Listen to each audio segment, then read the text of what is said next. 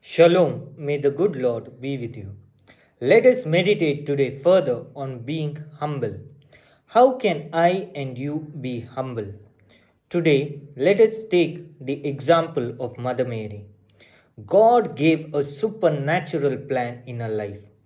She had God's only Son, Jesus Christ, with her. Never in the Bible is it mentioned that she has gone and revealed God's plan to someone, or she has told about the plan and glorified herself for being chosen by the Lord. Many times, I and you do not understand what we must do or how we must go about God's things, what God gives us. The first step is to surrender completely unto the Lord. Let us remember many times God has a plan for us, but it does not come to pass because of our behavior and our approach towards the circumstances. So, therefore, let us be humble in the sight of God. Let us surrender ourselves unto the Lord. Let us place our heart, our mind, and our soul unto the Lord.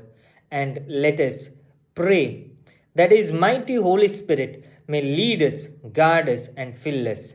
Let us make a short prayer while remembering our weaknesses.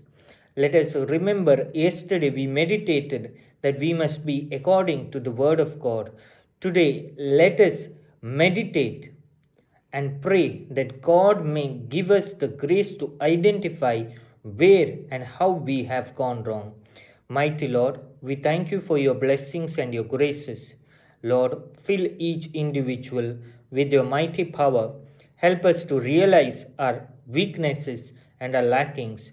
Help us to trust only in you. Harabashikala baba baba shiri galagala baba shala basi karabaro kadagalagalagalago ragaragadi halabalakala shiri galagala baba baba shiri galagala bashala galagara harabashikara galagalagara baba shigadikada.